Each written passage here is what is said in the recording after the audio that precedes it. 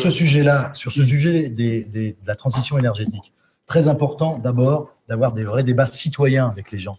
Parce qu'on n'impose pas, on réfléchit et on travaille ensemble. Et on met des perspectives. Et puis surtout, la diversification énergétique, ça peut être les éoliennes, ça peut être la méthanisation, ça peut être le photovoltaïque, ça peut être le bois. Le département de l'Orne est un département très boisé. Il faut qu'on y travaille. Environnement préservé avec une décharge telle celle de GDE. Francis Gauguin.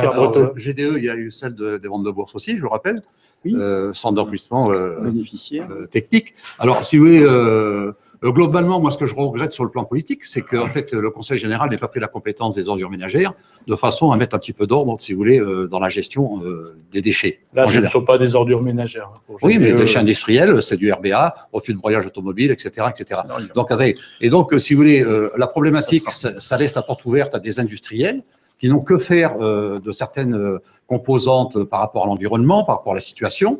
Et donc, effectivement, on se retrouve dans des situations conflictuelles où, si vous voulez, il n'y a pas eu la participation des administrés et des politiques locaux, si vous voulez, pour gérer ces problèmes-là. On ne va pas refaire le débat sur la décharge GDE parce qu'il faudrait beaucoup de temps, mais simplement, en un mot, si vous aviez le pouvoir de décider les uns et les autres, est-ce que vous dites oui à l'ouverture de cette décharge à Nonant-le-Pin ou non? Mais écoutez, si cette décharge, sans refaire le débat, s'il vous plaît. Si cette décharge est polluante, si cette décharge met en cause la santé des riverains, des personnes qui sont autour, mais il faut que l'État, de manière autoritaire, la ferme.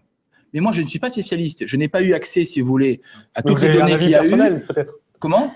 Non, je n'ai pas d'avis, je ne suis pas expert. Je ne sais pas s'il y a pollution. Mais s'il y a pollution avérée, ce que je sais, c'est que la responsabilité, elle est de l'État. Je pense qu'il y a effectivement la loi. Oui ou non? Tous ces établissements classés à haut risque, soumis à des procédures extrêmement lourdes d'autorisation d'ouverture, ces procédures doivent être respectées à partir du moment où, et on le voit bien, ça tout arrive devant les tribunaux. En tout cas, c'est pas le pouvoir politique qui peut avoir une idée.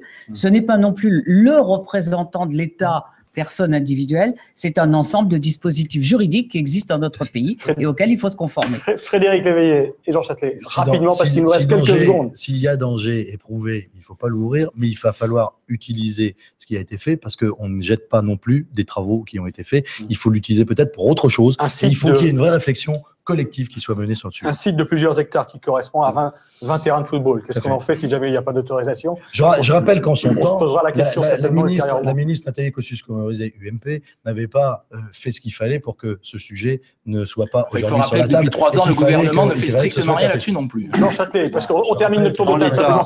En l'état actuel des réflexions, je crois qu'il faut fermer. S'il vous plaît, monsieur Arbreteau. En l'état actuel de ce que l'on entend, je crois qu'il faut fermer ou trouver une technologie qui permette d'isoler complètement. Eh bien, on terminera par ça. On avait encore beaucoup de sujets à évoquer dans